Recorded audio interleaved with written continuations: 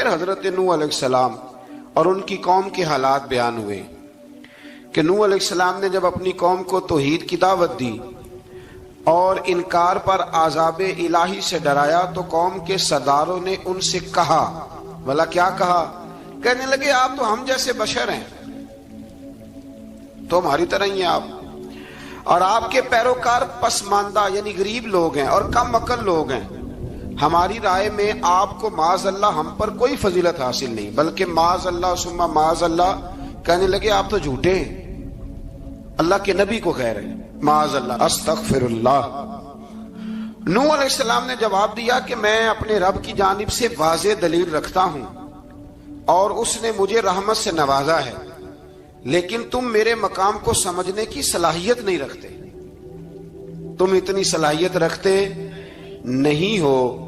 اور پھر ارشاد فرمایا کہ میں تم سے دعوت حق کے صلے میں کسی اجر کا طلبگار نہیں ہوں، اور نہ ہی میں اہل ایمان کو اپنے پاس سے دھتکارنے والا ہوں، اور میں نے یہ دعویٰ بھی نہیں کیا کہ میرے پاس اللہ کے خزانے ہیں، اور نہ میں از خود غیب جاننے والا ہوں، اور نہ ہی میں یہ کہتا ہوں کہ میں فرشتہ ہوں، نہ میں یہ کہتا ہوں کہ جن لوگوں کو تم اپنی نظروں میں حقیر جانتے ہو اللہ انہیں خیر سے نہیں نوازے گا۔ فرمایا یہ ٹھیک ہے کہ اللہ بشروں میں سے رسول بناتا ہے، پر جسے بناتا ہے پھر اسے بڑی شانیں عطا فرماتا ہے۔ پہلے دن سے انسان کا یہ مسئلہ ہے، پہلے دن سے انسان کا یہ مسئلہ ہے کہ وہ کہتا ہے میں انسان سے ہدایت حاصل کروں، لیکن رب نے بھی قانون بنایا ہے کہ اللہ تبارک و تعالیٰ بندے پر ہی وحی فرماتا ہے، فرشتوں اور جنوں کو اللہ نے اس منصب کے لیے منتخب نہیں فرمایا۔ قوم نوح نے کہا کہ آپ نے ہم سے بہت بحث کی معاذ اللہ، بس جس عذاب سے آپ ہمیں ڈرا رہے ہیں وہ لے آئیے۔ تو نوح علیہ السلام نے کہا کہ اللہ چاہے گا تو تم پر عذاب بھی آ جائے گا۔ آیت نمبر 37 سے 47 میں بتایا کہ اللہ تعالیٰ کی طرف سے نوح علیہ السلام کو حکم ہوا کہ ہماری نگرانی میں اور ہماری وحی کے مطابق آپ کشتی بنائیے، اور ظالموں کے بارے میں ہم سے کوئی بات نہ کریں۔ حضرت نوح کی خواہش تھی کہ یا اللہ انہیں بھی معاف کر دے، فرمایا یہ ظالم ہے تو میرے نبی ان کے بارے میں مجھ سے کوئی بات نہ کریں، وہ ضرور غرق ہو جائیں گے۔ پھر وہ کشتی بنانے لگے، اور جب ان کی قوم کے سردار ان کے پاس سے گزرتے تو ان کا مذاق اڑاتے، یہ آپ کیا کر رہے ہیں؟ آج بھی وزیر مشیر بڑے بڑے لوگ اللہ ماشاءاللہ دینداروں کا مذاق اڑاتے نہیں؟ اڑاتے ہیں کہ نہیں اڑاتے مذاق؟ یہ کن کا طریقہ ہے؟ یہ تو قرآن مجید کہہ رہا ہے کہ حضرت نوح کی قوم جو کافر تھی ان کا طریقہ ہے اہل ایمان کا مذاق اڑانا۔ تو وہ مذاق اڑانے لگے۔ نوح علیہ السلام نے کہا کہ وہ وقت آنے والا ہے کہ جب تمہارا مذاق اڑایا جائے گا اور تمہیں پتہ چل جائے گا کہ رسوا کن عذاب کس پر آئے گا۔ اللہ تعالیٰ نے فرمایا جب ہمارا حکم عذاب آ پہنچا اور تندور ابلنے لگا، تندور سے آگ نکلا کرتی ہے، پانی نہیں نکلا کرتا، اور نوح علیہ السلام کی قوم پر جب عذاب آیا تو پانی تندور سے نکلا، تندور سے اللہ نے پانی نکالا، جہاں سے پانی نکلا نہیں کرتا، تندور ابلنے لگا۔ اللہ اکبر۔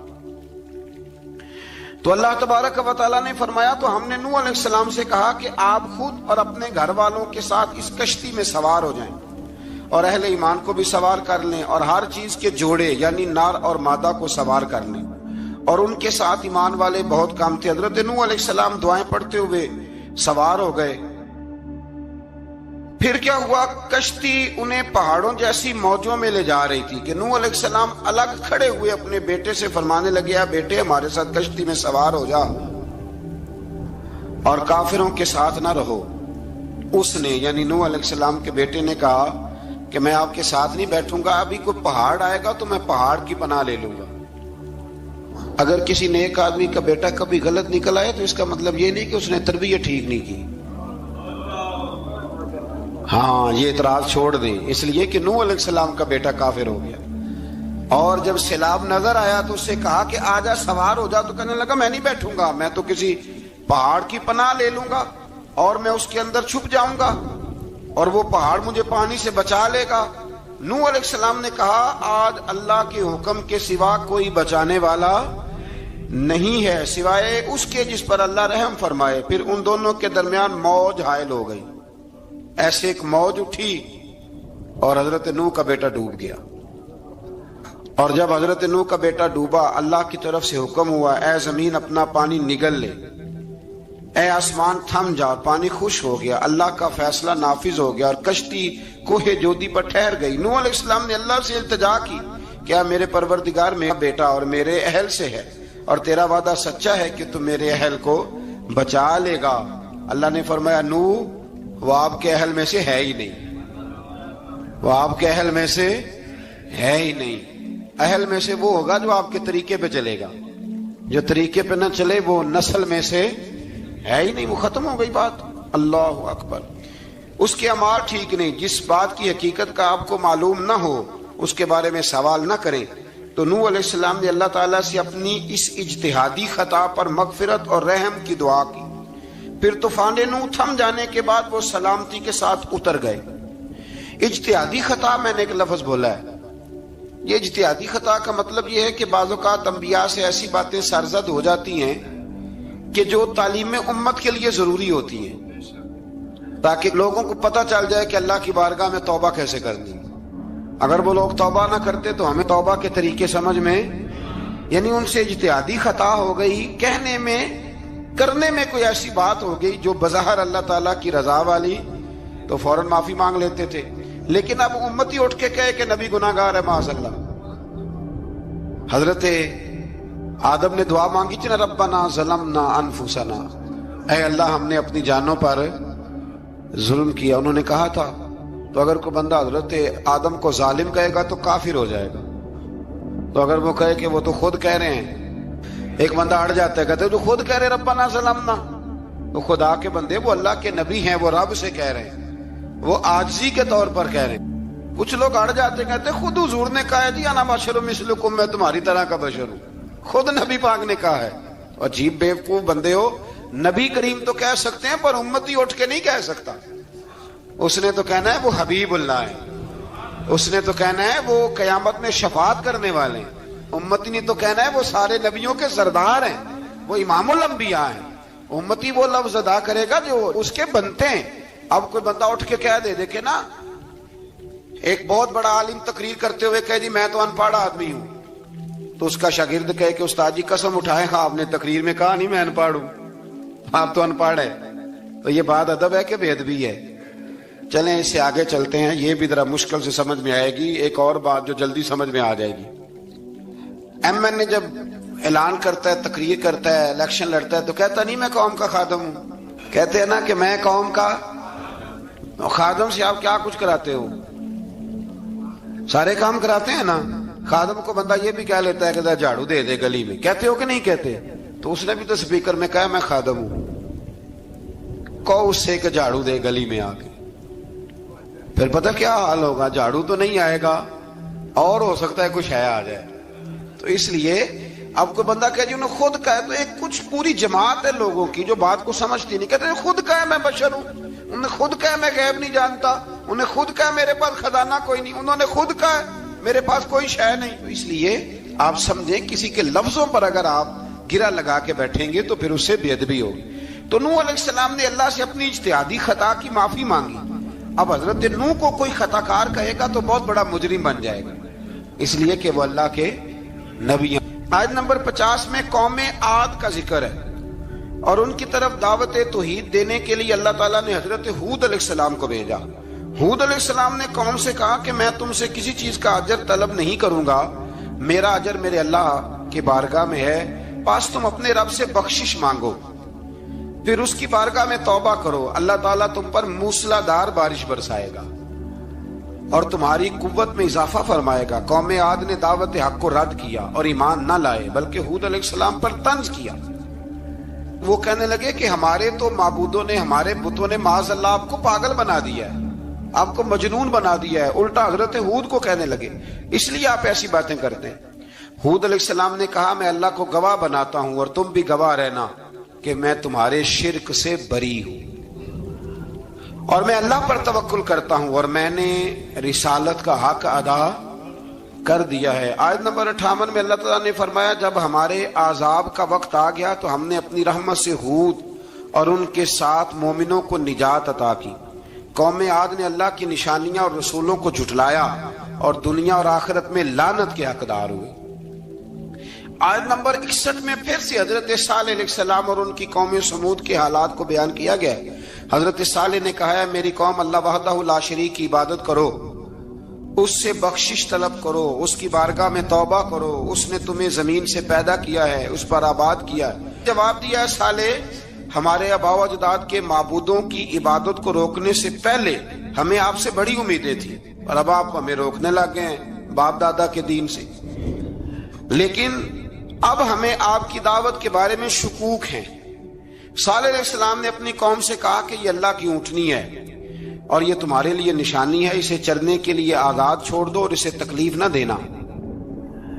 اللہ اکبر، ورنہ تمہیں عذاب پہنچے گا۔ انہوں نے اونٹنی کی کونچیں کاٹ ڈالی۔ صالح علیہ السلام نے کہا تم صرف 3 دن اپنے گھروں میں مزے اٹھا لو، 3 دن، پھر اللہ کا یقینی عذاب آئے گا۔ پھر ایک چنگاڑ نے ان کو آ دبوچا، وہ اپنے گھروں میں گھٹنوں کے بل اوندے پڑے رہ گئے۔ صرف صالح علیہ السلام ان کے ساتھ اہل ایمان اس عذاب سے بچے۔ یہ 3 قوموں کا ذکر ہو گیا، نوح علیہ السلام کی قوم کا بھی، ہود علیہ السلام کی قوم کا بھی، اور حضرت صالح علیہ۔ آگے اللہ تبارک و تعالیٰ نے آیت نمبر 69 میں اس بات کا بیان فرمایا کہ حضرت ابراہیم علیہ السلام کے پاس فرشتے بشری شکل میں آئے، انسانی شکل۔ انہوں نے اجنبی مہمانوں کے لیے بچڑے کا بھنا ہوا گوشت تیار کرایا۔ آپ یقین کریں کچھ باتیں لوگ ایسی بیان کرتے ہیں کہ جن کو نہ سن کے بندے کا دل کرتا ہے کہ اس بندے کو بتائیں کہ یار یہاں تو دین سارا پڑھ۔ ایک صاحب مجھے کہنے لگے جی میں ایک پیر صاحب کے پاس گیا تھا تو بڑی مرغن غذائیں تھیں، انہوں نے میری بڑی خدمت کی پر مجھے نہیں اچھا لگا، پیروں کو چاہیے سادی روٹی رکھیں۔ میں کہ تو پیراں واسطے لسٹ بنا خاں انہوں نے کس طرح نہ ہونا چاہیے۔ یہ بہت بڑی مصیبت ہے۔ اگر آپ سادہ کھانا کھلا دیں تب بھی اعتراض ہے، اچھا کھلا دیں کہنے رولا ہے کوئی پیر چوکھے مالدار، دونوں طرف سے مسئلہ۔ تو کہنے لگا جی نہیں پیروں کا کیا کام ہے، وہ کڑائیاں اور وہ سارے۔ تو پھر میں نے انہیں کہا کہ آپ اس طرح کریں، گھر جا کے نا تو 12ویں سپارے کی تلاوت کریں۔ حضرت ابراہیم نے اپنے مہمانوں کے لیے بھونا ہوا کھانا تیار فرمایا تھا۔ تو آپ کیا کہیں گے کہ حضرت ابراہیم درویش نہیں تھے؟ عجیب بات ہے بھائی، آپ ہر بات میں اڑ جاتے ہیں۔ دین ہم نے وہ لینا ہے جو اللہ کا قرآن ہمیں دیتا ہے اور رسول اللہ کی حدیث ہمیں دیتی ہے۔ جب انہوں نے دیکھا کہ مہمان کھانے کی طرف ہاتھ نہیں بڑھا رہے تو ان کو ڈر محسوس ہوا۔ حضرت ابراہیم کو فرشتوں نے کہا کہ ہمیں قوم لوط علیہ السلام کے عذاب کے لیے بھیجا گیا ہے۔ حضرت ابراہیم کی بیوی کھڑی تھی، اس پر وہ مسکرائیں تو فرشتوں نے اللہ کی طرف سے انہیں حضرت اسحاق علیہ السلام اور اس کے بعد حضرت یعقوب علیہ السلام کی بشارت عطا۔ اسحاق علیہ السلام حضرت ابراہیم کے بیٹے ہیں اور یعقوب علیہ السلام پوتے ہیں، اور یعقوب علیہ السلام کے بیٹے یوسف علیہ السلام۔ ہاں اللہ اگر چاہے تو 7 نسلوں میں نبوت رکھ دیتا ہے اگر اس کی منشا ہو۔ تو حضرت یعقوب کی بشارت دی۔ انہوں نے حیرت سے کہا کہ ہم دونوں میاں بیوی تو بوڑھے ہیں، اس عمر میں اولاد کیسے ہوگی؟ تو فرشتوں نے جواب دیا اے ابراہیم کے گھر والو، تم پر اللہ کی رحمتیں اور برکتیں ہوں، اللہ کی قدرت پر تمہیں کیوں تعجب ہے؟ اللہ فرماتا ہے کہ بیٹے کی بشارت سن کر ابراہیم کا خوف دور ہو گیا اور پھر وہ قوم لوط کے بارے میں گفتگو کرنے لگے۔ ابراہیم بہت بردبار، اللہ سے آہوزاری کرنے والے اور اس کی طرف رجوع کرنے والے تھے۔ اللہ تعالیٰ نے حضرت ابراہیم علیہ السلام کو فرمایا اے ابراہیم اس گزارش سے آپ گریزاں رہیں، اس کا یقینی فیصلہ ہو چکا ہے اور ان پر نہ ٹلنے والا عذاب نازل ہو کے رہے گا۔ وہ کیا گناہ کرتے تھے؟ لوط علیہ السلام کی قوم کو میں نے بتایا تھا، مرد مردوں سے بدفعلی کرتے۔ تو حضرت ابراہیم نے بھی عرض کی، بار بار گزارش کی، بحث کی کہ اللہ مہربانی فرما ان کا عذاب۔ آپ دیکھیں نبیوں کے حوصلے کتنے بڑے ہیں، قومیں تنگ کرتی ہیں اور طرح طرح کی باتیں کرتی ہیں اور پیغمبر پھر بھی کہتے ہیں یا اللہ مہربانی فرما، اے اللہ ان سے عذاب۔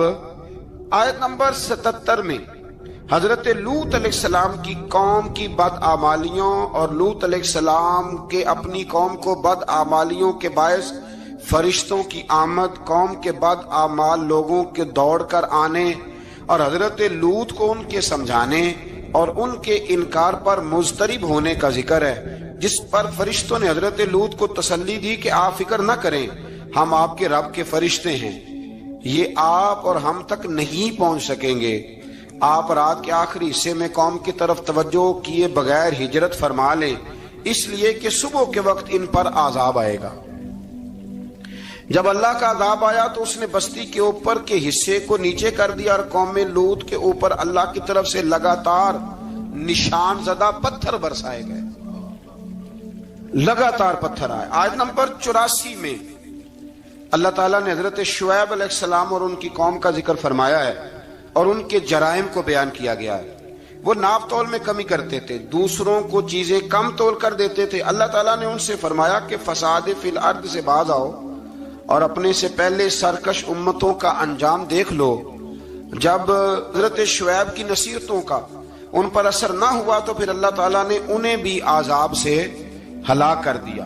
آیت نمبر 94 میں فرمایا کہ جب ہمارا عذاب آیا تو ہم نے اپنی رحمت سے حضرت شعیب اور ان پر ایمان لانے والوں کو بچا لیا، اور ظالموں کو ایک زبردست چنگاڑ نے پکڑ لیا تو صبح وہ اپنے گھروں میں اوندے منہ پڑے تھے، گویا وہ کبھی وہاں آباد تھے ہی نہیں۔ آیت نمبر 96 میں حضرت موسیٰ علیہ السلام کو عطا کیے جانے والے 9 معجزات کا ذکر ہے۔ پھر فرعون اور اس کے پیروکاروں کے باطل روش کے باعث ان کی ہلاکت کا بھی ذکر فرمایا، اور دنیا اور آخرت میں انہیں ملعون یعنی لعنتی قرار دیا۔ جن بستیوں کو اللہ تعالیٰ نے ہلاک کیا ان میں سے بعض کے آثار موجود ہیں اور بعض کے آثار تک معدوم ہو چکے۔ ان میں سے ہر بستی والے اپنے ظلم کے باعث ہی ہلاک ہوئے۔ اللہ تعالیٰ کسی پر ظلم نہیں فرماتا، لوگ خود اپنی جانوں پر ظلم کرتے ہیں۔ جو شخص عذاب آخرت سے ڈرتا ہے اس کے لیے اس میں نشانیاں موجود ہیں۔ آیت نمبر 106 سے اللہ تعالیٰ نے انجام کے اعتبار سے لوگوں کی 2 قسمیں بیان کی۔ 2 قسمیں فرمایا، ایک ہیں سعادت مند لوگ اور دوسرے ہیں بدبخت۔ فرمایا بدبختوں کا ٹھکانہ جہنم ہے جس میں وہ ہمیشہ رہیں گے، اور نیک بختوں کا ٹھکانہ جنت ہے، وہ ہمیشہ اسی میں رہیں گے، اور ان کے لیے اللہ کی طرف سے نا ختم ہونے والی عطائیں۔ آیت نمبر 110 میں حضور صلی اللہ علیہ وسلم کو تسلی دی گئی کہ جس طرح یہ لوگ قرآن کے بارے میں اختلاف کرتے ہیں، اسی طرح قوم موسیٰ نے تورات کے بارے میں بھی اختلاف کیا تھا، اور اللہ نے ان کے اعمال کا پورا بدلہ انہیں دیا۔ آیت نمبر 112 سے سرکشی کو چھوڑ کر احکامات دین پر استقامت اختیار کرنے اور ظالموں کے ساتھ میل جول رکھنے سے بچنے کا حکم دیا گیا ہے، اور فرمایا کہ ظالموں سے میل جول کا انجام دوزخ کی آگ ہے۔ ہم لوگ نہ شکوہ کرتے ہیں، کسی حکومت کو بنے ہوئے 6 مہینے گزرتے ہیں تو شکوہ شروع ہو جاتا ہے، حالانکہ وہ خود تو نہیں نہ بنتے، ان کو کوئی بنانے والا ہے۔ تو ظالم کا جو مددگار ہوتا ہے وہ بھی ظالم ہوتا ہے، اس لیے احتیاط کریں۔ اور یہ صرف سیاستدانوں کی بات نہیں، دنیا کے ہر معاملے میں آپ غور کریں کہ آپ کسی ظالم کے مددگار تو نہیں۔ اللہ تعالی ہمیں حق پر استقامت عطا فرمائے۔ آیت نمبر 114 میں دن کے دونوں طرفوں میں اور ابتدائی رات کے کچھ حصے میں اللہ تعالیٰ نے نماز قائم کرنے کا حکم دیا ہے۔ رات کے کچھ حصے میں بھی نماز پڑھنی چاہیے، اور یہ بھی بتایا کہ بے شک نیکیاں گناہوں کو مٹا دیتی ہیں، اور یہ نصیحت قبول کرنے والوں کے لیے نصیحت ہے۔ آیت نمبر 120 میں اللہ تعالیٰ نے فرمایا کہ ہم آپ صلی اللہ علیہ وسلم کو رسولوں کی تمام خبریں آپ کے دل کی تسکین اور تقویت کے لیے بیان کرتے ہیں، اور ان میں مومنوں کے لیے نصیحت اور عبرت ہے کہ ان ساری باتوں سے عبرت پکڑ لو۔ بچہ صرف وہی جو اللہ کے نبیوں کے طریقے پہ چلا اور نبیوں کے ساتھ رہا، باقی بچ سکے نہیں۔ اللہ تعالیٰ کی طرف سے توحید و رسالت اور وقوع قیامت کے دلائل بھی ہیں۔ آیت نمبر 123 میں فرمایا کہ آسمانوں اور زمینوں میں سب غیب اللہ ہی کے ساتھ مختص ہیں، اور ہر کام اسی کی طرف لوٹایا جاتا ہے۔ آپ اسی کی عبادت کیجئے، اسی پر توکل کیجئے، اور آپ کا رب لوگوں کے اعمال سے غافل نہیں ہے۔ اسی بارے میں نا آگے سورۃ یوسف شروع ہو رہی ہے۔ اس کو اللہ تعالیٰ نے کہا ہے کہ یہ بڑا پیارا قصہ ہے، احسن القصص کا، قصوں میں سونا قصہ۔ تو یہ کچھ 12ویں پارے میں اور کچھ 13ویں پارے میں ہے۔ میں نے یہ ارادہ کیا ہے کہ یہ ایک ہی دن پوری بیان کی جائے۔ قوم سبت کا ذکر فرمایا اللہ نے، ہفتے والے دن کچھ لوگ نافرمانی کرتے۔ ہمارے بھی ہیلے بہانے ہیں نا آج کل کاروبار میں، تو اسی सिपारे की आयत नंबर 65 के अंदर अल्लाह ताला ने हजरत दाऊद की कौम का जिक्र किया कि अल्लाह ने उन्हें हुक्म दिया था कि हफ्ते वाले दिन मछलियां नहीं पकड़नी, तो वो कहते थे चलो हाथ लगा के नहीं पकड़नी, हाथ लगा के।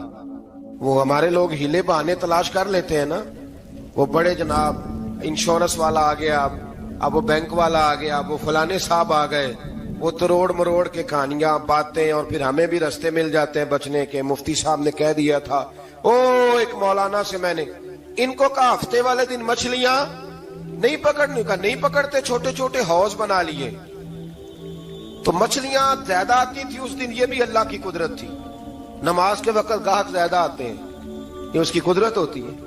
तो वो मछलियां हौज में जमा हो जाती हैं। यूं समझ लें कि जाल इन्होंने लगा लिए हुए थे, तो जाल में वो फंसती रहती थी, हौजों में आती रहती थी।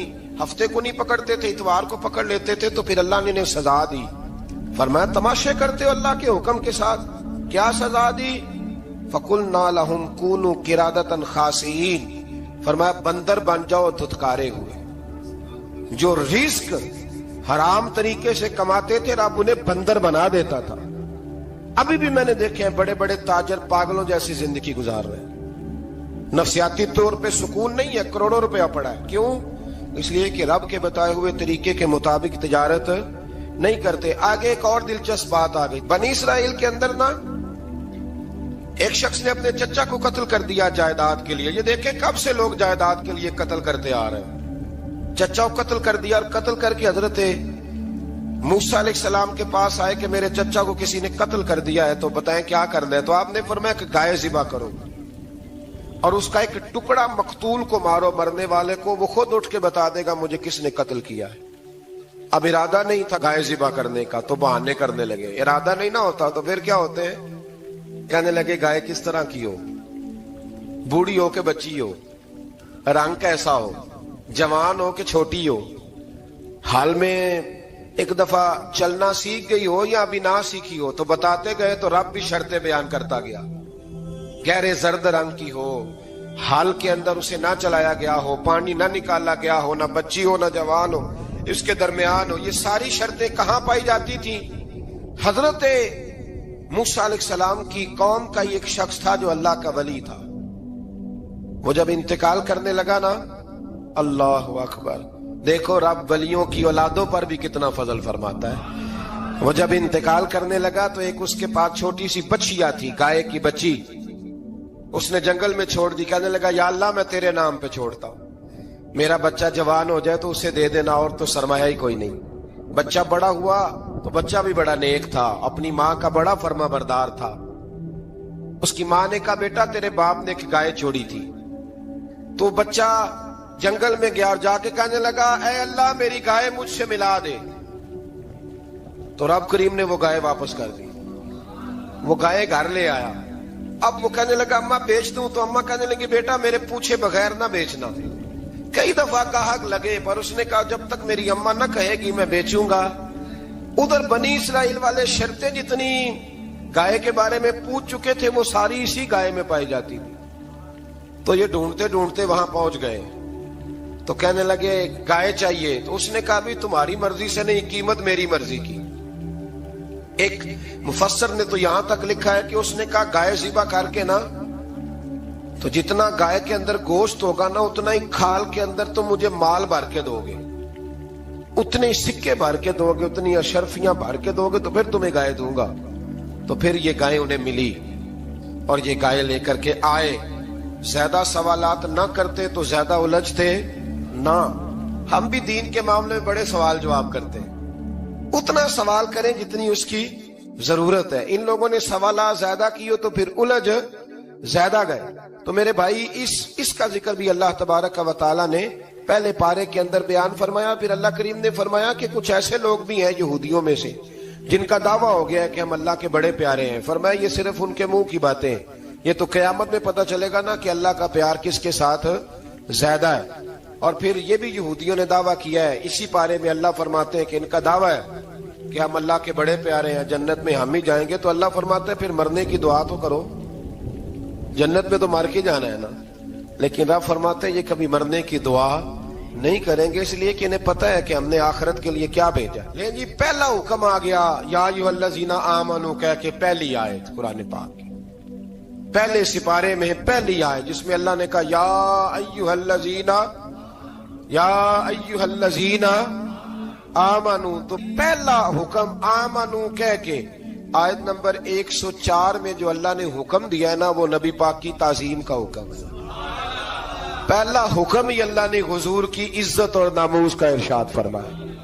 پہلا اس ترتیب کے لحاظ سے وہ ہوا یہ کہ جب نبی پاک کو بات ارشاد کرتے تو صحابہ کرام اٹھ کے عرض کرتے رائینا یا رسول اللہ، حضور سمجھ نہیں آئی ذرا رعایت کر دے۔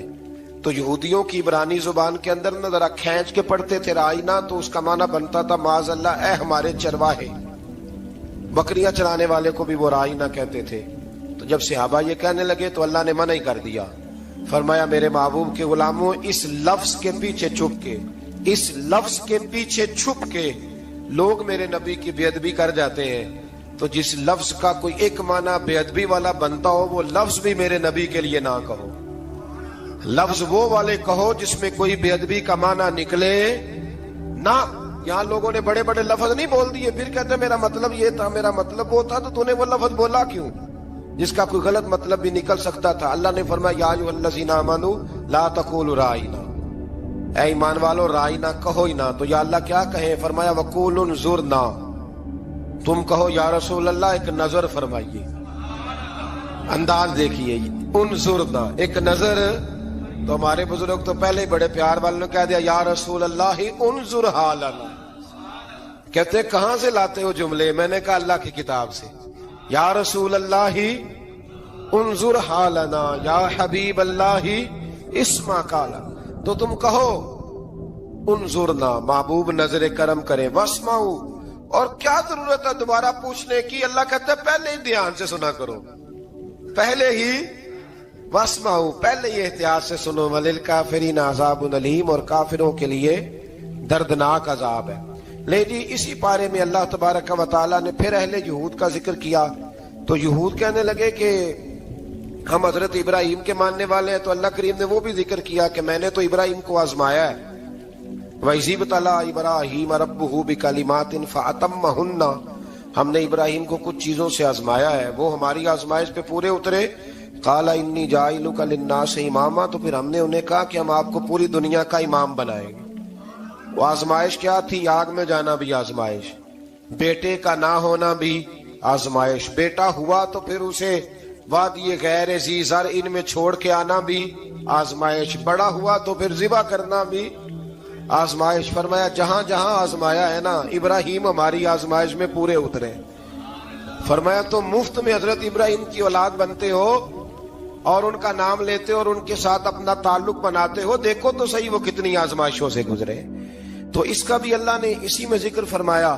اور پھر وہ بات کرتے تھے حضرت یعقوب کی اور حضرت اسحاق کی، تو فرمایا وہ تو ہمارے اتنے خاص بندے تھے کہ وصال کا وقت بھی انہوں نے اپنی اولادوں کو نصیحت فرمائی تھی کہ اللہ کی توحید پہ قائم رہنا، اس کا ذکر بھی اللہ نے اسی پارے میں بیان فرمایا۔ اور جو حضرت ابراہیم اور جناب اسماعیل نے کعبہ تعمیر کیا تو اس کا ذکر بھی اللہ تعالیٰ نے اسی بارے میں فرمایا۔ اور فرمایا جب وہ کعبہ بنا رہے تھے تو کہہ رہے تھے ربنا تقبل منا، کہہ رہے تھے اے اللہ بنا ہم نے دیا ہے پر مہربانی فرما ہم سے قبول فرما لے۔ تو جو آیہ کریمہ آخر میں عرض کرنا چاہتا ہوں اس پر بھی تھوڑی توجہ فرمائیں گے تو بات بڑی نکھر کے باہر آئے گی۔ یہ 16ویں رکوع کے اندر اللہ نے پھر یہود کا اور عیسائیت کا ذکر فرمایا تو اللہ کریم نے ایک بات ارشاد فرمائی، یہودیوں کے ہاں جب کوئی بچہ پیدا ہوتا تھا پیلے رنگ کے ساتھ اس کو رنگتے تھے، یا کوئی خاص رنگ تھا ان کا، بچہ پیدا ہوتا تو اس پر وہ رنگ چڑھاتے کہ یہ جی ہمارے مذہب کا رنگ ہے۔ ہمارے ہاں بھی رسمیں ہیں نا اپنی اپنی، معاذ اللہ اپنی اپنی نہیں ہونی چاہیے، اللہ رسول کا حکم ہونا چاہیے۔ تو یہودیوں کے ہاں بچہ پیدا ہوتا تو ایک خاص رنگ چڑھاتے، عیسائیوں کے ہاں پیدا ہوتا تو وہ بھی ایک خاص رنگ چڑھاتے۔ تو مسلمانوں کے ہاں بچے پیدا ہوئے تو انہوں نے بھی توجہ کی کہ یہ کیا ہو رہا ہے، تو رب کریم نے فرمایا صبغۃ اللہ، رنگ اللہ کا ہی ہے۔ ومن احسن من اللہ صبغہ، اور فرمایا اللہ کے رنگ سے زیادہ خوبصورت کس کا رنگ ہو سکتا ہے؟ اللہ کا رنگ کیا ہے؟ لا الہ الا اللہ محمد الرسول اللہ صلی اللہ علیہ۔ فرمایا نیلے پیلے کالے رنگ نہ چڑھاؤ، اپنے ذہن پر توحید و رسالت کا رنگ چڑھاؤ، یہ سب سے بہترین رنگ ہے۔ اگر تمہارے ذہنوں پر رب رسول کی توحید کا رنگ چڑھ گیا تو یہ وہ والا رنگ ہے، پھر تمہیں کسی اور رنگ کی طرف جانے کی ضرورت نہیں پڑے گی۔ تو فرمایا رنگ وہ پیدا کرو جو توحید کا ہے، رسالت کا ہے، اس رنگ کی توجہ کرو۔ قرآن مجید کے اس پارے میں اللہ کریم نے مختلف باتیں بیان کر کے آخری رکوع میں یہ جو رنگ کا ذکر فرمایا نا، تو یہ لگتا ہے پورے پارے کا خلاصہ ہے کہ رب کریم نے فرمایا اصل بات یہ ہے کہ تمہاری سوچوں پہ رب رسول کی توحید و رسالت کا رنگ ہونا چاہیے۔ وہ ایک دفعہ مسلمہ کذاب بے ایمان کہنے لگا میں نے بنا لیا قرآن پاک کا جواب، معاذ اللہ۔ جواب کیا بنایا؟ وہ سورت ہے نا القاریہ تم القاریہ وما ادراک مال قاریہ، کھڑکھڑانے والی کیا ہے، کھڑکھڑانے والی تمہیں کیا پتا کیا ہے کھڑکھڑی، قیامت کا ذکر ہے۔ کہنے لگا میں نے اس جیسی صورت بنا لیا، تو کیا بنایا؟ الفیل مل فیل وما ادراک مل فیل۔ کہنے لگا ہاتھی، تمہیں کیا پتا کیا ہاتھی، تم کیا جانو کیا ہاتھی۔ تو پاس جو اس کے اپنے بیٹھے تھے نا چیلے، وہ کہنے لگے چپ کر جا، سارے زمانے کو پتا ہے ہاتھی کیا ہوتا ہے۔ تو پاگل ہے، اس کے دو کان ہوتے ہیں، ایک سونڈ ہوتی ہے، چار اس کے پیر ہوتے ہیں۔ بیوقوف آدمی قرآن کا مقابلہ کرنا ہے تو کچھ چج کے ساتھ کر، پاگلوں کی طرح مقابلہ کرے گا، جوتے کھائے گا بھی ہمیں بھی پڑھوائے گا۔ تو قرآن مجید کا کوئی مقابلہ کر سکا؟ تو اس آیہ مبارکہ میں اللہ نے کافروں کو یہ کہا اگر مقابلہ نہیں کر سکتے تو پھر اللہ سے ڈرو، ورنہ دوزخ میں ڈالے جاؤ گے، وہ جس کا ایندھن آدمی اور پتھر ہے، اور بنائی بھی کافروں کے لیے گئی ہے۔ اعدت للکافرین، جہنم کس کے لیے بنائی گئی ہے؟ کافروں اور منافقوں کے لیے۔ مسلمانوں کے لیے بنائی گئی، مسلمان مرضی سے چھلانگے لگائیں تو ان کی موج ہے، ورنہ ان کے لیے جہنم، ان کے لیے اللہ نے جنت بنائی ہے۔ اور یہ بات کرتے ہی رب کریم نے فرمایا اے محبوب علیہ الصلوۃ والسلام، مومنوں کو خوشخبری دے دیں کہ اللہ نے ان کے لیے جنت بنائی ہے، اس میں باغات ہیں، انہیں رزق دیا جائے گا کھانے کے لیے، اور اس میں انہیں پاکیزہ بیویاں دی جائیں گی، اور پھر وہ اس میں ہمیشہ رہیں گے، انہیں اس سے نکالا نہیں جائے گا۔ آگے جو آیات کریمہ ہے نا، اس کے اندر اللہ تبارک و تعالیٰ نے فرمایا ہے کہ اللہ حیا نہیں کرتا سمجھانے کے لیے مچھر کی مثال بھی دینی پڑے۔ فرمایا قرآن سے کچھ لوگ ہدایت حاصل کرتے ہیں اور کچھ گمراہ ہو جاتے ہیں۔ جب لوگ اپنی مرضی کی تشریحات چاہتے ہیں تو گمراہ ہوتے ہیں، اور جب قرآن کو رسول اللہ صلی اللہ علیہ وسلم اور امت مسلمہ کی تشریحات کی روشنی میں سمجھتے ہیں تو پھر اللہ ہدایت عطا فرماتا ہے۔ پھر اللہ تبارک و تعالیٰ نے آگے ارشاد فرمایا حضرت آدم کی پیدائش کا واقعہ۔ کچھ مفسرین نے لکھا ہے اللہ نے مشورہ کیا تھا فرشتوں سے، وَإِذْ قَالَ رَبُّكَ لِلْمَلَائِكَةِ إِنِّي جَاعِلٌ فِي الْأَرْضِ خَلِيفَةً، لیکن کچھ مفسرین کہتے ہیں کہ اللہ کو ضرورت نہیں فرشتوں سے مشورہ کرنے کی، اللہ نے فرشتوں سے مشورہ نہیں کیا، بلکہ رب نے انہیں آگاہ فرمایا تھا کہ میں لگا ہوں زمین پہ اپنا نائب بنانے، میں خلافت دینے لگا ہوں زمین پہ۔ اب یہ تو دینے والی کی مرضی ہے نا اس نے کس کو دینی ہے، یہ تو دینے والے کی مرضی ہے نا اس نے۔ تو کچھ لوگ کہتے ہیں کہ دینے والے سے زیادہ ہمیں پتہ ہے، تو فرشتوں کو بھی یہ اجتہادی خطا ہو گئی، کہنے لگے یا اللہ اسے نہ بنانا، یہ فساد کرے گا، یہ خون ریزیاں کرے گا۔ تو اللہ نے فرمایا جو میں جانتا ہوں وہ تم، اللہ اکبر۔ امام راضی فرماتے جب رمضان آتا ہے تو اللہ فرشتوں سے کہتا ہے ذرا یہ کھول کے دروازے دیکھو نا یہ زمین پہ کیا کر رہے ہیں، تم تو کہتے تھے فساد کریں گے اور یہ سارے تراویحاں پڑھ رہے ہیں، تم تو گویا کہتے تھے فساد کریں گے اور یہ تو دیکھو گویا رمضان کے روزے رکھ رہے ہیں، یہ تو میری یاد میں نکلے ہوئے ہیں۔ تم کچھ کہتے تھے اور دیکھو میں نے تمہیں کہا تھا نا جو میں جانتا ہوں وہ تم۔ اللہ نے پھر حضرت آدم علیہ السلام کو تمام زمانے کے علوم عطا کیے، علم سکھا لیا۔ تو فرشتوں سے کہا تم بھی ان چیزوں کے نام بتاؤ، تو وہ بتا سکے نہیں۔ اللہ نے فرمایا اب اس طرح کرو آدم کو سجدہ کرو، سب نے سجدہ کیا سوائے وہ، کہنے لگا یا اللہ صرف تجھے ہی کرنا ہے، کرنا بھی صرف اللہ کو چاہیے، پر رب کے آگے بھی جھکنا چاہیے، اور جس کے سامنے رب جھکائے نا وہاں بھی۔ اور یہ جو عاجزی ہے نا، یہ جو جھکنا ہے یہ علم کے آگے ہے۔ ہماری مصیبت یہ ہے کہ ہم علم کے آگے بھی گردن جھکانے کو تیار نہیں ہوتے، وہاں بھی ہم خود عالم فاضل بن جاتے ہیں۔ تو فرمایا کہ سب سے کہا سجدہ کرو، سب نے سجدہ کیا سوائے ابلیس کے، تو پھر ہوا کیا؟ وکان من الکافرین، وہ کافروں میں سے ہو گیا۔ پھر اللہ نے حضرت آدم کو اور جناب حوا کو نا مقام دے دیا جنت میں رہنے کے لیے، اور کہا سارا کچھ کھانا، درخت کے قریب نہ جانا۔ ابھی آپ کسی سے کہہ دیں تھوڑا سا کہ پیچھے نہ دیکھنا، یعنی اگر میری سمجھ لے ادب کی وجہ سے کوئی 1.5-2 منٹ یا 6 منٹ نہیں بھی نہ دیکھے گا تو سوچے گا ضرور کہ پتہ نہیں اب پیچھے کیا ہے، مصیبت کیا ہے۔ یعنی آپ کہہ کے دیکھ لیں کسی کو، پیچھے نہ دیکھنا، فطرت ہے نا انسان کی، وہ جستجو کرتا ہے، کہا اس درخت کے پاس نہ جانا۔ تو حضرت حوا سلام اللہ علیہا کہتے ہیں دل میں خیال رہتا تھا کہ آخر ہے کیا درخت کے پاس۔ یہی انسان کا عقیدہ توحید ہے کہ جہاں سے رب منع کر دے وہاں وہ منع ہو جائے، اور یہ ان کی خطا نہیں تھی، یہ اللہ کی حکمت تھی، چونکہ رب نے تو پہلے کہہ دیا تھا بنایا ہی زمین کے لیے، تو یہ تو سارا کچھ ہونا تھا تو زمین پہ آنا تھا نا۔ تو حضرت حوا اور جناب آدم کے پاس شیطان آیا، اب اس کو نکال تو دیا تھا پر ابھی اس کا جنت میں آنا جانا بند نہیں ہوا تھا، یہ بھی اللہ کی حکمت تھی۔ تو وہ کہنے لگا تمہیں پتہ ہے بعد میں مر جاؤ گے؟ تو حضرت حوا کہنے لگی کیا موت بھی آئے گی؟ کہاں، اس کی تکلیف بھی بڑی ہوگی، تو پھر بچیں گے کیسے؟ تو کہنے لگے پھل کھا لو اس درخت کا، تو بچنے کے لیے پھل کھایا تھا۔ اس طرح لوگ آج بہت سارے کام بچنے کے لیے کرتے ہیں پر بچ سکتے، بچنے کے لیے پھل کھایا تو اللہ نے فرمایا زمین پہ چلے جاؤ۔ تو حضرت آدم زمین پہ آئے، پھر کئی 100 سال روتے رہے، فَتَلَقَّى آدَمُ مِن رَبِّهِ کَلِمَاتٍ، تو پھر اللہ نے خود ہی جناب آدم کو کچھ کلمے سکھائے۔ علامہ اسماعیل حقی فرماتے ہیں وہ کلمے یہ تھے کہ حضرت آدم نے میرے نبی کا وسیلہ پیش کیا، اللہ کریم نے جناب آدم کی دعا کو مقبول فرما لیا۔ پھر آگے بنی اسرائیل کا ذکر آ جاتا ہے۔ اللہ تعالیٰ نے بنی اسرائیل، آج آپ اسی قوم کو یہودی کہتے ہیں، ان کو اللہ نے اس زمانے میں فضیلت عطا کی تھی بہت زیادہ۔